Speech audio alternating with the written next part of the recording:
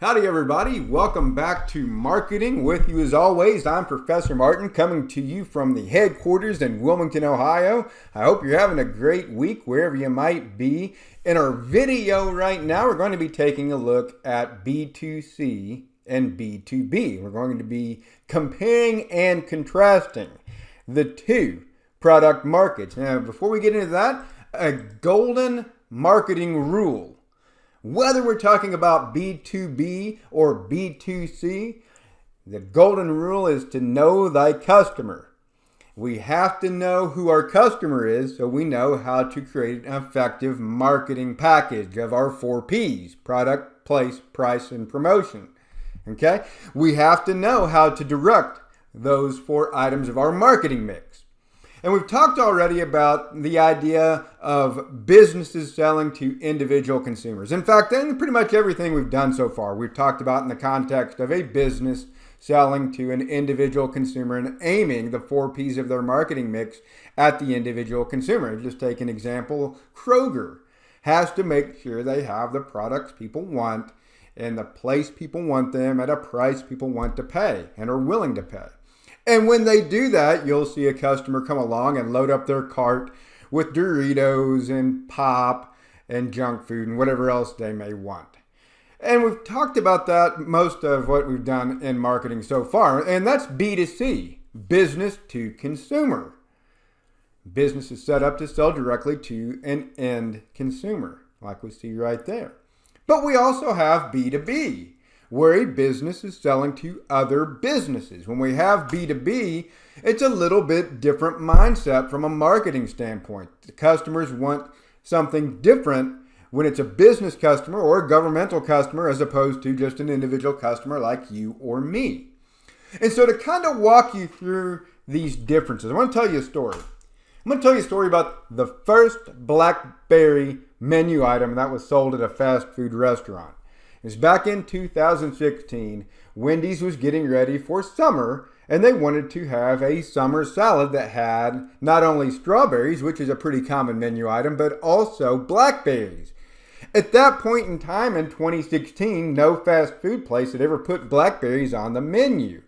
And so we see brand eating covering it here, the Wendy's Summer Berry Chicken Salad with blackberries, fresh new blackberry salad. And you can see Wendy's tends to offer limited time salads with fruit every summer when the fruit is seasonal.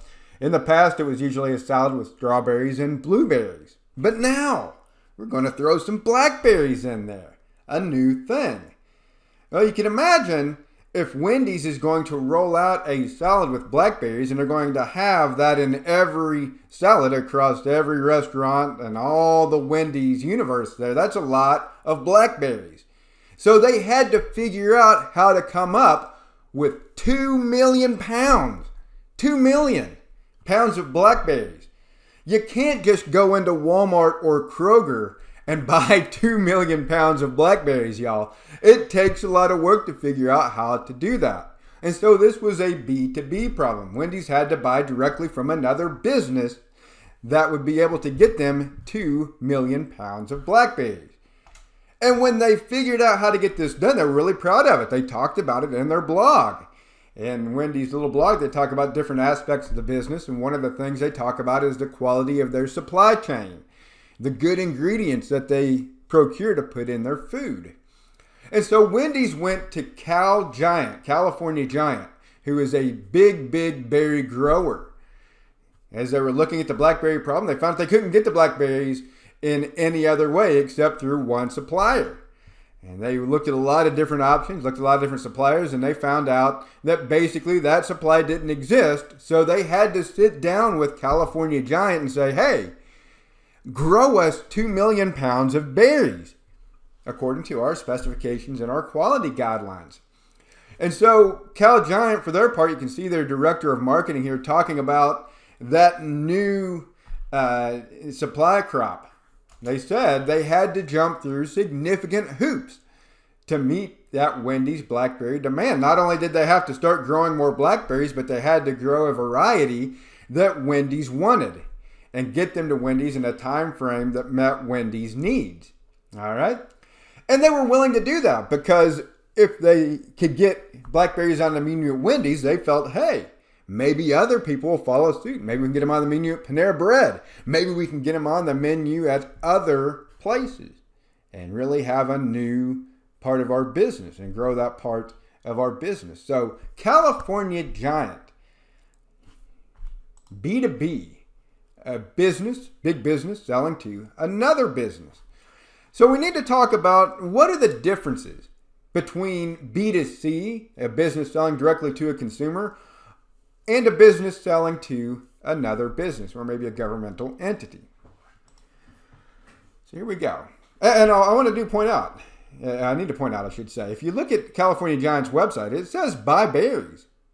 But I can't buy them directly from California Giant as an individual consumer. If I click on that, it will take me to basically all of the different stores I can buy California Giant berries in. And so even though, well, they're selling direct to consumer also. No, they're not really. It's not really a B2C business here. They're selling directly to other businesses. So we talk about B2C, B2B. And you think about the product involved. When we look at the consumer market, we're talking about standardized products. Okay, I can go into my Kroger, I can go into my Walmart, I can go into Myers, Costco, whatever, and it's basically standardized products. We're all the same. And just an example, like a Stouffer's French bread pizza, and it's going to be the exact same product in all those different stores. Also, service is going to be secondary. And I go to Kroger, or I go to Walmart, I usually don't need any help. I get whatever I need, I put it in my cart, and I walk out the door after I do the self-checkout. Service is really secondary. It doesn't really come into my calculation of where I'm going to buy something. In fact, the calculation would probably be leave me alone. If I go to a store and you're bugging me when I'm trying to put a French bread pizza in my cart, I'm probably not going to go back there. Just let me do my thing. Service is secondary. Stay out of my way. Let me get what I need. But in the B2B market, in the business market, we're dealing with more specialized products, and service is very important. When Wendy's and Cal Giant formed that relationship for that 2 million pounds of Blackberries, Wendy's needs to make sure they can get 2 million pounds of Blackberries. They need to make sure they're the right quality. They need to make sure that they'll have the appropriate shelf life. And the service after the fact is very important. They're working together much more collaboratively than an individual consumer going into a store and buying a pint of Blackberries off the refrigerator. The number of buyers is also different. In the consumer market, we have many small buyers, individuals, and households that make up the market. In the business market, you have fewer buyers, but they buy more.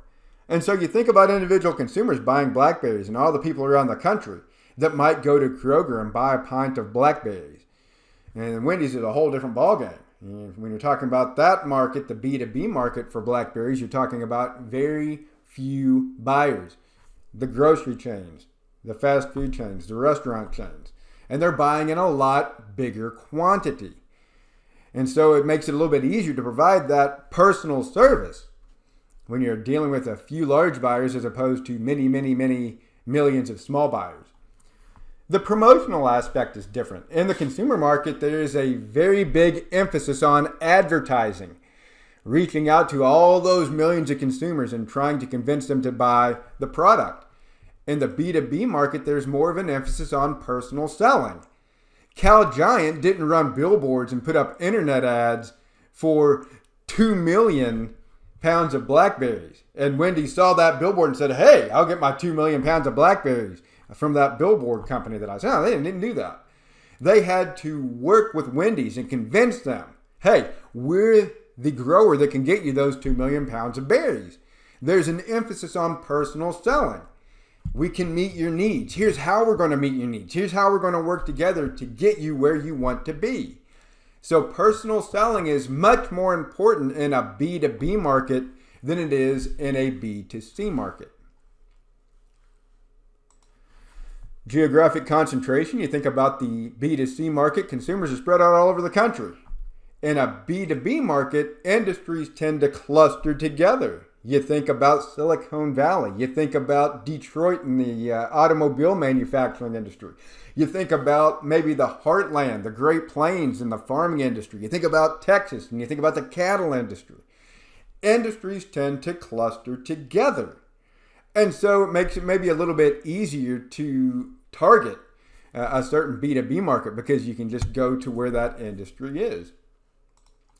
Buyer-seller relationship, we've already kind of touched on it. In a B2C market, there's infrequent direct contact.